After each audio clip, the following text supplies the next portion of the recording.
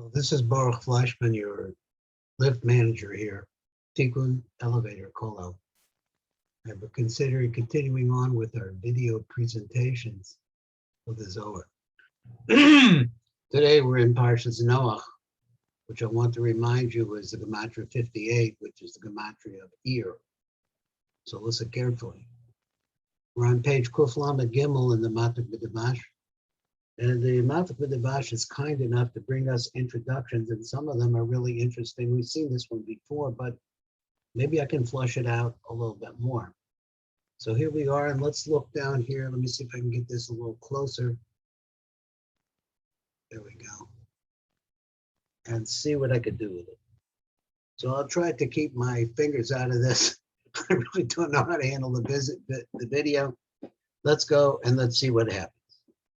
It says, Lahavi Maimer Baban Nakting Masha Kosev Achsav Paz. So Psav Paz apparently is a pirush on the Zohar. But also he says in the Ramak, Moshe Cordovero, Rabbi Moshe Cordovero, Ki ha'adam nivra b'tzelem Elokim. Man is created in the image of God. But all Kabbalists know that the word Tzelem is actually an acrostic for the different sections of Ima who shine onto and into Zer Anpin. And it's called the Tzelem. The top part of Ima, which is called a Makif, because it's too powerful to move into Zer Anpin, is called the Mem of Tzelem. And another part which is closer, but still too powerful, can go in, but it has to stay out, is the Lamed of the word Tzelem.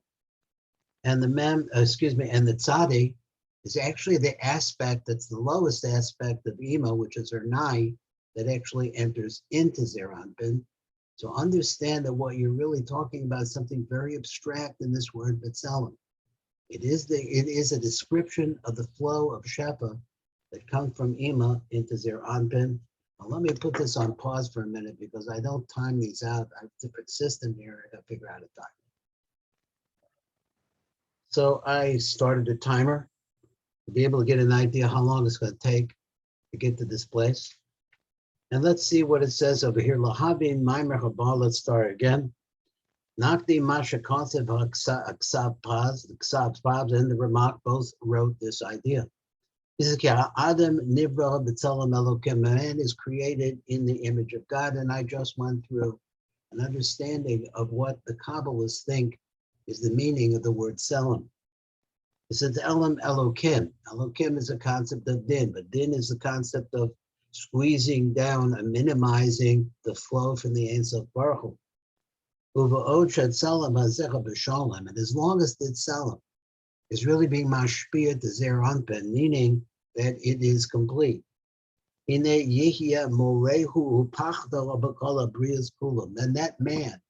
men who are like that, the fear of them, the trepidation that they instill will be on all creation, all of the animals of creation. So he mentions on what? On the domesticated animals, wild animals, and birds. Because actually we are a congelation, let's call it this word, of all of the lights that are up above, which are spiritual and have no physicality. But with us, they become condensed. And as long as that we are open to that and that flow is coming onto us, there isn't an animal that could really hurt us. This is the concept that the image, the likeness of their face is like the face of a man. A man is a gematria 45. It's also known as Yud Vav Daled K Aleph Vav Aleph Vav K Aleph. That is its gematria. So the face is like the face of the man, meaning of Zer Anpin is open and pouring down. I should call Hapanim El Yonim, and it says like this, all of the upper faces. And now he says he wants to talk about the faces that we saw. If we were Zohar to learn a little bit of the Parshas Pinchas with us last year, we saw the vision of Yecheskel. He says, Shehem Pnei Arya, it's the face of a lion, Pnei Shor or an ox, so Pnei Nesher, Ponim, they all turn themselves, Umushu Adim, Al Pnei Ha'adam, and are indentured service of this face of the man, meaning that the man itself incorporates all of them, and as a result of that, dominates them. Who because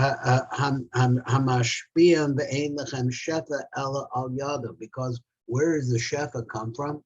The shefa comes from the Adam, that is the right line, the left line, the middle line of Zeranpin. That's where the shefa comes from. So there, as long as that is open and that flow is coming, because the flow is coming from the Most High, he says, then all the animals are terrified. Adam, the Mata, so therefore us, the man down below, call upon him show kol is all of the lower faces of the wild animals. Nizonim al yado, they're actually fed through the work of this man, through this man. Now, I want to understand again, the concept of the man is the flow of light in 3 lines. That's really what it means. That is the right line, the line of chesed, the left line, the line of din, and the middle line, which is the line of balance, which wants to cheat over to the side of rachamim, to the side of chesed. She'al yado lehem loka, because in relationship to them, the man is like a god. So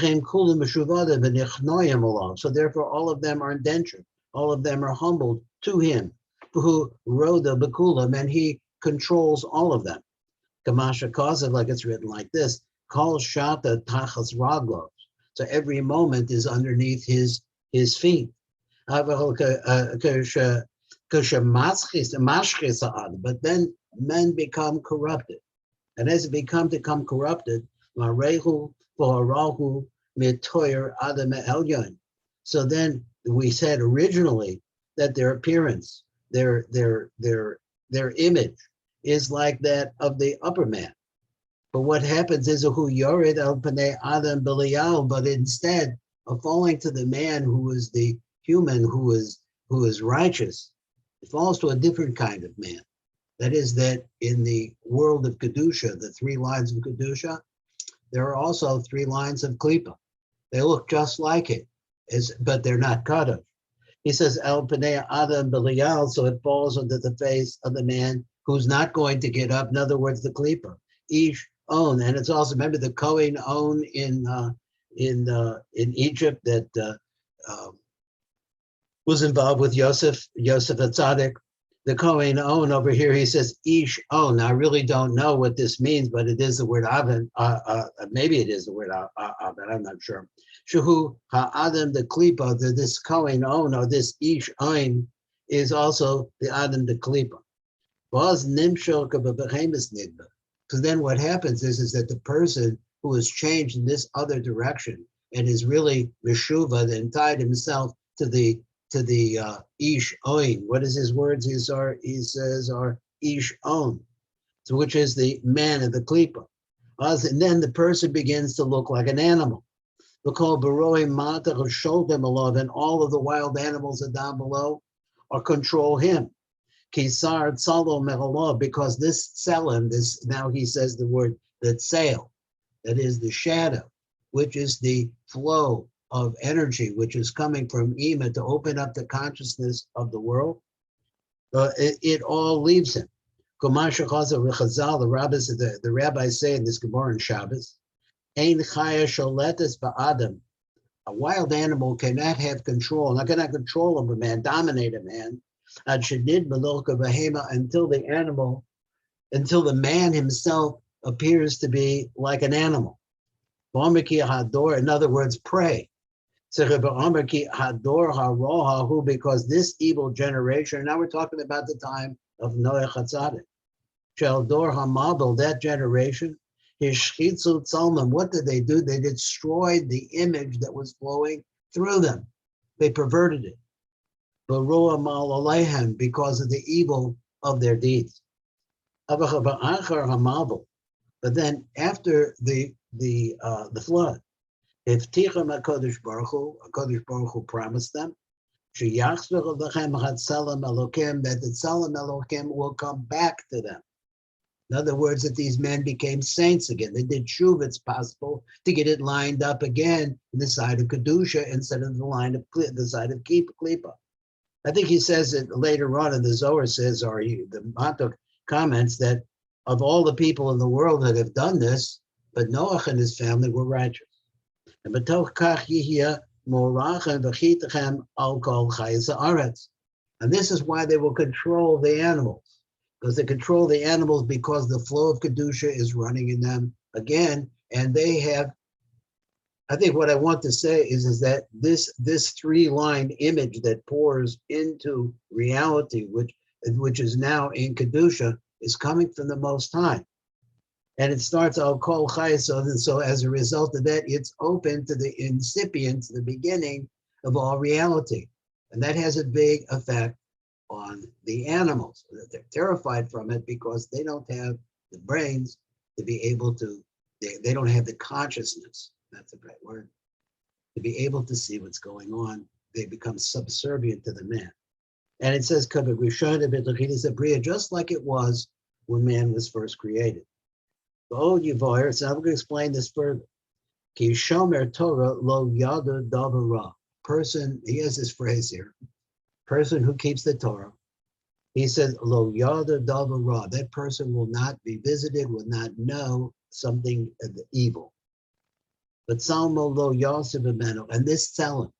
Once again, we understand that this is the entire light that is coming to Zeir Anpin from Bina or Ima. The upper part is the Mem of the Tzelem, the middle part is the Lamed of the Tzelem. Both of these are too strong to be able to go actually into Zeir Anpin. But they surround him and shine on Zeir Anpin with a powerful, powerful light. And then the Tzadi of the Tzelem actually goes into Zeir Anpin.